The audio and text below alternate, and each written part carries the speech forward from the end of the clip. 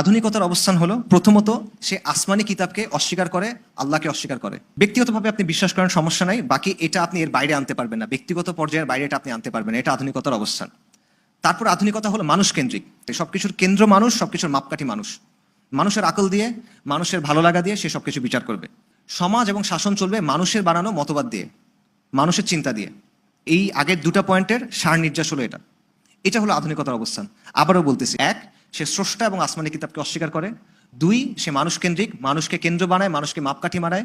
তিন, সমাজ এবং শাসন চলবে মানুষের মাধ্যমে, মানুষের চিন্তা, মানুষের আকল দিয়ে। ইসলামের অবস্থান তো কি? ইসলামের অবস্থান হলো লা ইলাহা ইল্লাল্লাহ মুহাম্মাদুর রাসূলুল্লাহ, কুফর বিত তাগুত ওয়া ঈমান বিল্লাহ। ইসলামের অবস্থান হলো রিসালাত, ইসলামের অবস্থান হলো ওয়াহী। এটা চাইলে আপনি এখন 2 দিন ধরে ব্যাখ্যা করতে পারেন, এটা চাইলে আপনি 1 লাইনের মধ্যে বুঝতে পারেন। এই দুইটা অবস্থান সাংঘর্ষিক। ইসলামের কেন্দ্রে আল্লাহ, আধুনিকতার কেন্দ্রে মানুষ। আমাদের মধ্যে যে সংশয়